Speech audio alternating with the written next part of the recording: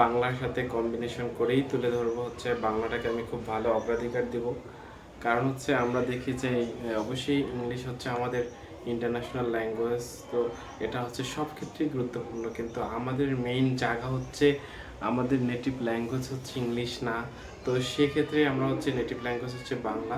তো বাংলার সাথে ইংরেজিটাকে কম্বাইন করে যদি আমরা বিষয়টা আর কি ভালোভাবে আয়ত্ত করতে পারি, তো সেটা একটা সুন্দর বিষয় হবে।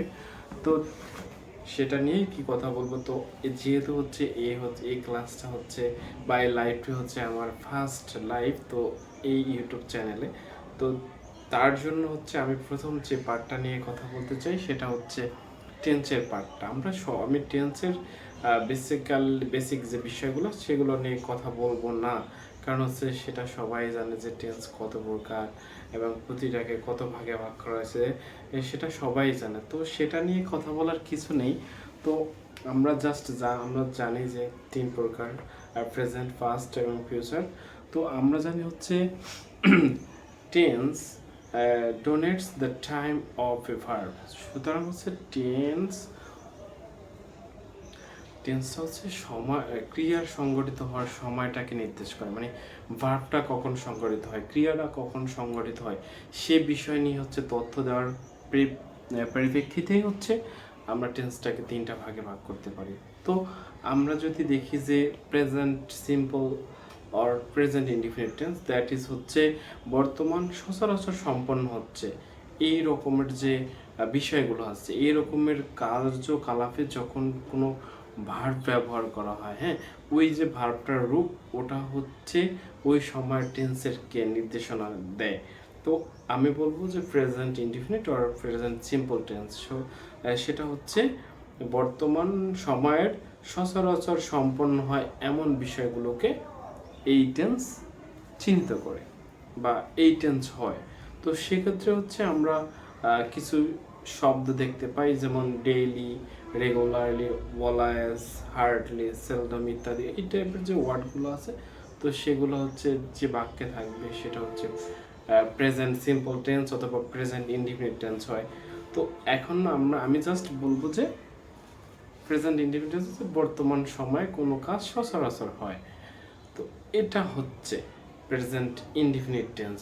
হ্যাঁ, তো এটার এক্সাক্ট গঠনটা কি হবে? এর গঠনটা subject plus verb 1 plus object. তো এখন যদি আমরা এর বাংলা উদাহরণ দিতে যাই, তো সেই ক্ষেত্রে তো এখন আমি ইংরেজি যে গঠনটা বললাম, তো এখন আমরা যদি বাংলা কম্বাইন করে যদি পড়তে যাই, সেক্ষেত্রে আমি শুরুতে বাংলা উদাহরণটাই দিচ্ছি। তো আমি কাজে বিশ্বাস করি, তো এই টাইপের যে এটা কি হবে? We believe in a work. এখন আমরা দেখতে পাই যে বিলিভ, বিশ্বাস করি, হ্যাঁ। তো এটা ভার্বের প্রেজেন্ট ফর্ম এবং ওয়ার্ক অবজেক্ট। তো এটা ইংরেজি যে গঠন তার সাথে মিল আছে, এবং আমরা যেটা বলছি যে বর্তমানে সচরাচর সম্পন্ন হয়, এগুলো প্রেজেন্ট টেন্স। তো আমরা কাজে বিশ্বাসী, এটা ওই বিলিভ ইন ওয়ার্ক। তো এটা যদি আমরা একটু ভাঙিয়ে দেখি, তো সেক্ষেত্রে উই সাবজেক্ট, বিলিভ ভার্ব, আর ইন দ্য ওয়ার্ক অবজেক্ট। তো তিনি কাজটি করতে সক্ষম। তো এই ক্ষেত্রে she is able to do the work। তো এটা বর্তমান সময়ের কাজ। তো এটা সাবজেক্ট আছে, ভার্ব 1 প্লাস অবজেক্ট আছে। তো এই জায়গা ইজ মেন ভার্ব হিসাবে কাজ করছে।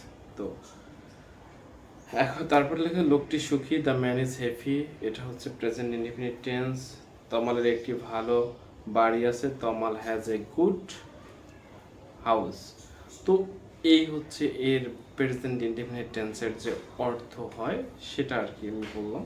তো আমরা যদি বলতে চাই যে তমালের একটি বাড়ি আছে, তমালের একটি বাড়ি নেই, বা তমালের একটি, আমার এই জায়গায় বলা হয় যে তার একটা ভালো বাড়ি আছে। তো সেক্ষেত্রে যদি বলছে তার একটি ভালো বাড়ি নেই, তাহলে কি হবে? তমাল ডাজ নট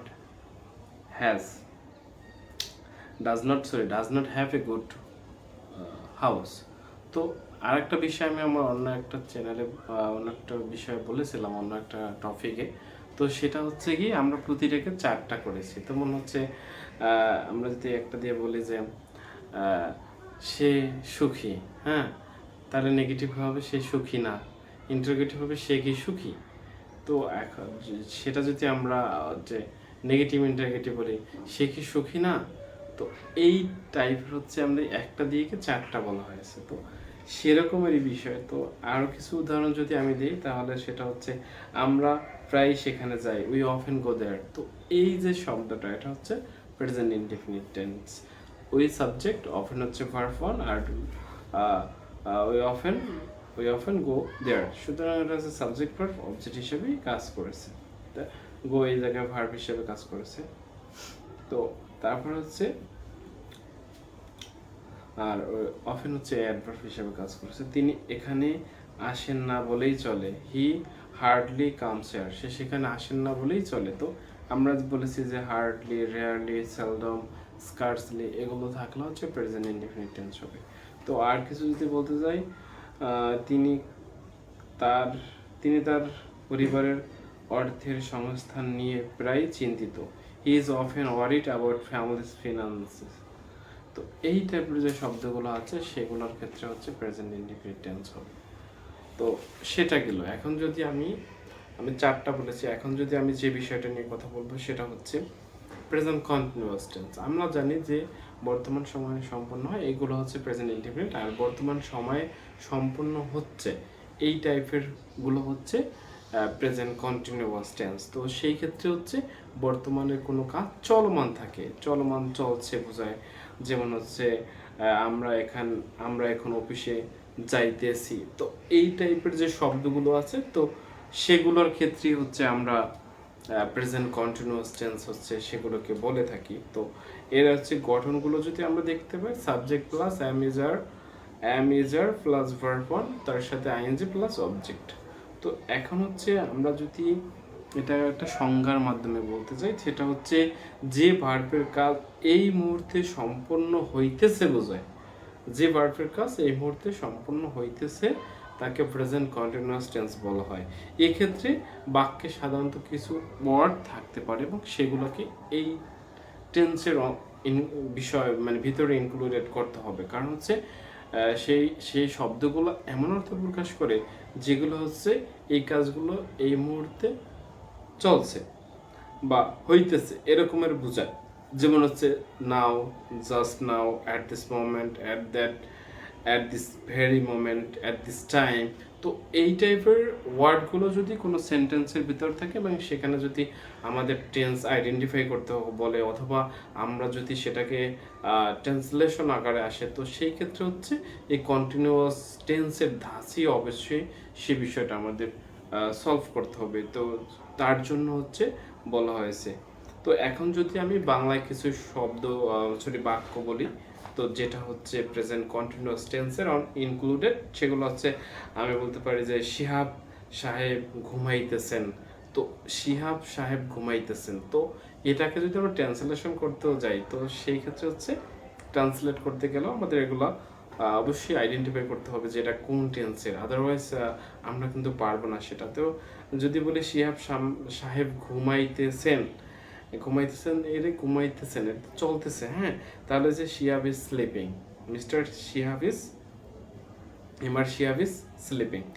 তো আবার যদি আমরা বলতে যাই মুমিনুল সাহেব কাজ করতেছেন, তো রয়েছে মিস্টার মুমিনুল ইজ ওয়ার্কিং। তো এই যে শব্দগুলো বা আমরা যখন কোনো কোশ্চেন সলভ করতে যাব, তো ইংলিশ থেকে বাংলা ট্রান্সলেট অথবা বাংলা থেকে ইংলিশ, তো সেই ক্ষেত্রে কিন্তু আমাদের খুব ডিপলি আর এই বিষয়টা হচ্ছে আমাদের নলেজ থাকতে হবে, আদারওয়াইজ কিন্তু সেটা সম্ভব না।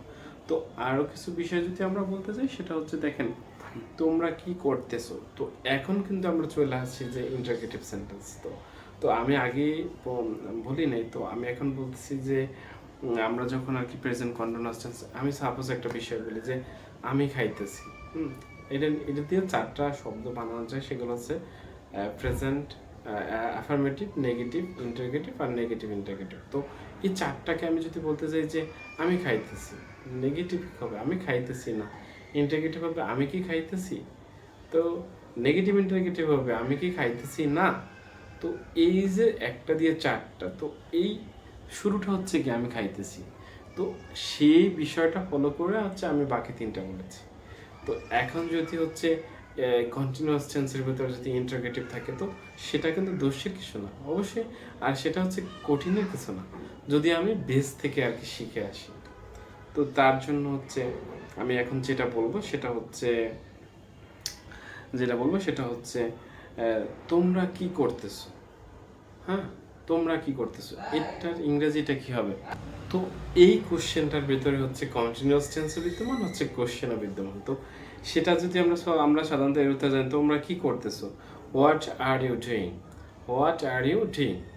তো এটা হচ্ছে তোমরা কি করতেছো, তো এটা সহজ। তো আমি যদি সহজভাবে এটা কোশ্চেনটা উঠাই যায় যে কি, হ্যাঁ হোয়াটটা সরাই দিলে তাহলে হচ্ছে কি ইউ আর ডুইং, তুমি করতেছো। এখন আমরা জানি যে এটা কন্টিনিউয়াস টেন্সকে ইন্ডিকেটিভ করতে হলে সেটা হচ্ছে সাবজেক্টের পূর্বে অক্সিলারি ভার্বটা বসাইতে হয়, যেমন আর ইউ ডুইং, তো তুমি কি করতেছো, এই ক্ষেত্রে আমরা হট বসবে, আমরা জানি এটা প্লেস হোয়াট, তো হোয়াট আর ইউ ডুইং, তো ইজি। তো এটা কন্টিনিউয়াস টেন্সের ভিতরে যে ইনক্লুড সেটা হচ্ছে আমাদের বাংলা দেখে আর কি বুঝতে হবে। তো আরও কিছু বিষয় যদি আমি বলি সেটা হচ্ছে সে এখন কোথায় যাইতেছে, তো সে এখন কোথায় যাইতেছে মানে সে যাইতেছে, তো এখানে একটা কোশ্চেন ইনক্লুড করে দিয়েছে। আমরা যদি বলি সে যাইতেছে তাহলে হি ইজ গোয়িং, সে যাইতেছে কোথায় যাইতে, হোয়ার। তো এই ক্ষেত্রে হোয়ার ইজ শি গোয়িং, তো এই ক্ষেত্রে হচ্ছে এটা হবে। হ্যাঁ, এখন যদি আমরা বলতেছি যে এই মুহূর্তে সে কোথায় যাইতেছে, তখন হবে where is she going at this moment. হ্যাঁ, তো আমরা যখন হচ্ছে এই যে টেন্সটা আইডেন্টিফাই করতে পারবো তখন আর কি আমাদের জন্য এটা খুবই ইজি হয়ে যাবে। তো এখন হচ্ছে একটা বড় একটা মানে একটা আমি হচ্ছে এই জায়গায় হচ্ছে আমি একটা বাংলা টেন্স কিছু সেন্টেন্স আছে সেগুলো হচ্ছে আমি ইংরেজিতে কনভার্ট করব। তো সেটা দাস হবে কন্টিনিউয়াস আকারে। তো আপনারা সাথে থাকেন। তো এখানে বলছে আমরা নিয়মিত সকালে ঘুম থেকে উঠি, তো এটা সবাই জানে যে আমরা নিয়মিত সকালে ঘুম থেকে উঠি। তো এখানে হচ্ছে we get up early in the morning, তো সরি এটা হচ্ছে যে আপনার ট্রান্সলেট হয় না, এটা হচ্ছে আমি প্রেজেন্ট টেন্সটাকে মিলাই এটা করা হয়েছে, প্রেজেন্ট ইন্ডিপেন্ডেন্ট এবং প্রেজেন্ট কন্টিনিউয়াস টেন্সকে মিলিয়ে বলা করা হয়েছে। তো আমরা নিয়মিত ঘুম থেকে উঠি, তো we get up early in the morning আমরা এটা জানি।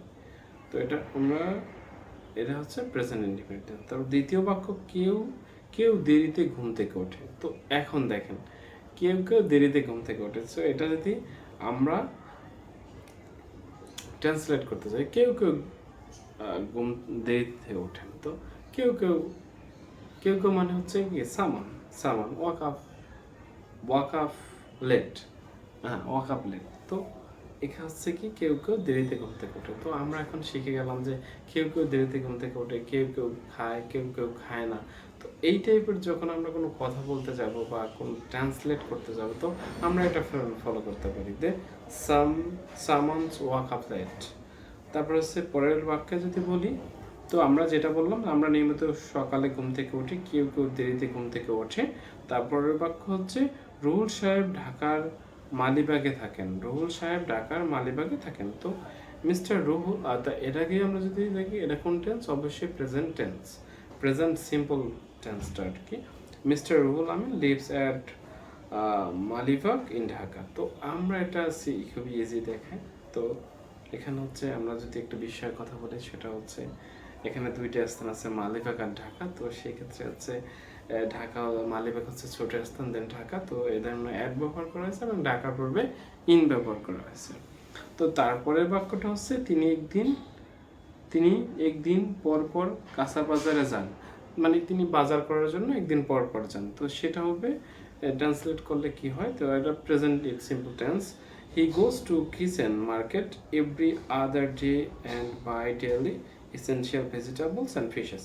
তো আমি যেটা বললাম সেটা হচ্ছে তিনি একদিন পর পর কাঁচা বাজারে যান এবং নিত্য প্রয়োজনীয় শাকসবজি ও মাছ কিনেন। তো এখন দেখেন আমরা শুরুতে কিন্তু ছোট ছোট বাক্য করেছিলাম, এখন হচ্ছে লংটার দিকে আমরা চলে আসছি। তো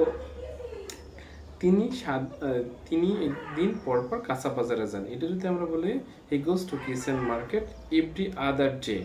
হ্যাঁ, তারপর হচ্ছে কি এবং নিত্য প্রয়োজনীয় শাকসবজি এবং মাছ কিনেন, and buy daily essential vegetables and fish.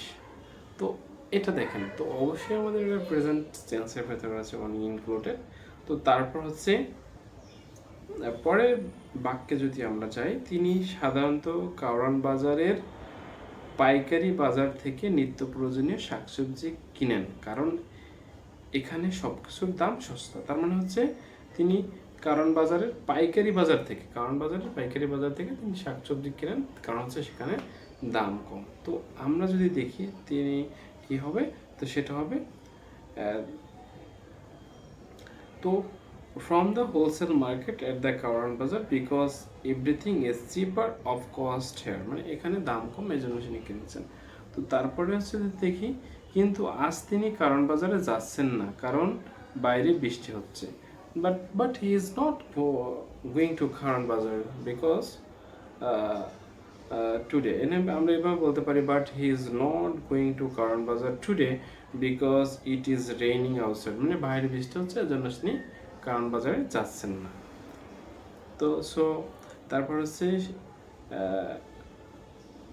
তাই রাস্তাঘাট কাদায় পরিপূর্ণ, so road and street are fill of clay, CLAY clay, এটা হচ্ছে কাদা পরিপূর্ণ। তো তারপরে যদি আমরা দেখি যে এই কথা সত্য যে ঢাকার অনেক মানুষ কারওয়ান বাজারে যান সবজি এবং মাছ কিনতে। তারপর যদি এটা তো খুবই একটা ইজি বাক্য, it is true that many peoples of Dhaka go to Karwan Bazar to buy vegetable and fish. তো এটা গেল হচ্ছে প্রেজেন্ট টেন্সের সিম্পল প্রেজেন্ট টেন্স ইউজ করে এটা করা হয়েছে। তো আমরা যদি হচ্ছে আমি এই ভিডিওতে হচ্ছে দুইটা বিষয় আলোচনা করলাম, একটা হচ্ছে প্রেজেন্ট ইনডিফিনিট টেন্স আর একটা হচ্ছে প্রেজেন্ট কন্টিনিউয়াস টেন্স। তো এটা নিয়ে হচ্ছে একটা আমরা প্যাসেজ কমপ্লিট করলাম, ট্রান্সলেট কমপ্লিটেড করলাম। তো এখন হচ্ছে পারফেক্ট টেন্সটা যদি আমরা ডিসকাস করি, তো সেটা হচ্ছে বর্তমানে কোনো এক সময় শেষ হয়েছে তাকে হচ্ছে প্রেজেন্ট টেন্স বলা। বর্তমান সময় মানে বর্তমান সময় কোনো এক সময় শেষ হয়েছে কিন্তু এর ফলাফল বিদ্যমান, তো এইটা হচ্ছে প্রেজেন্ট পারফেক্ট টেন্স। তো এক্ষেত্রে বাক্যটি অতীত নির্দেশন শব্দ যেমন গতকাল, তারপর হচ্ছে গত পরশু, গত বছর, অনেক আগে, অনেক পূর্বে ইত্যাদি থাকবে না। তো আমি যদি একটু বলতে চাই যে ভার্বের কাজ বর্তমানে কোনো এক সময় শেষ হয়েছে তাকে প্রেজেন্ট পারফেক্ট টেন্স বলা হয়। এক্ষেত্রে বাক্যটি অতীত নির্দেশক শব্দ যেমন গতকাল, গত পরশু, গত বছর, অনেক আগে, অনেক পূর্বে ইত্যাদি থাকবে না। এক্ষেত্রে সাধারণত just now, already, recently, yet, today, এই টাইপের শব্দগুলো থাকবে। তো আমি যদি এটার গঠনটা বলতে চাই, তো সেটা হচ্ছে সাবজেক্ট প্লাস হ্যাভ বা has plus verb three plus object. তো আমি একটা উদাহরণ দিয়ে বলতে চাই, সেটা হচ্ছে কি তারা বাইরে গেলেন, তারা বাইরে গেলেন। এখন আমি তারা বাইরে গেলেন, এটা হচ্ছে বর্তমান সময়ের, এটা হচ্ছে বর্তমান সময়ে এই কাজটা শেষ হচ্ছে, তারা বাইরে গেলেন। তো দে হ্যাভ গন আউটসাইড, তারা বাইরে গেলেন। এখানে আমরা শুরুতেই বলেছিলাম যে এখানে বলা যাবে না গতকাল, গত পরশু, অনেক পূর্বে, এই টাইপের কথাগুলো এখানে বলা যাবে না। কোনো তারা বাইরে গেলেন মানে তারা বাইরে আছে। তো কেউ জিজ্ঞেস করলো যে অমুকে কোথায় গেলেন, তো বলেছে সে বাইরে গেলেন, তো কিন্তু তিনি বাইরে গেছেন, তার কাজটা শেষ হয়েছে। তো এই ক্ষেত্রে আমরা আরও যদি কিছু উদাহরণ দেখি, সেটা হচ্ছে আমরা আমাদের দায়িত্ব পালন করছি, we have performed our duty. আরে বেড়া। তো এখন আমরা যদি আর একটা উদাহরণ দেখতে যাই, সেটা হচ্ছে তুমি কি কাজটি করার সিদ্ধান্ত নিয়েছো। তো এখানে হচ্ছে আমরা দেখতেছি নিয়েছো, তো এর হচ্ছে বাংলা অর্থ হবে have you taken the decision for do the work. তো আমরা হচ্ছে দেখতে পাচ্ছি যে subject plus have has plus verb three plus object, এই টাইপের শব্দগুলো। তো আজ এ পর্যন্তই, সবাই ভালো থাকেন। পরবর্তী সময় হচ্ছে আমরা বাকি বিষয়গুলো নিয়ে আলোচনা করব। তো ভালো থাকবেন, আসসালামু আলাইকুম।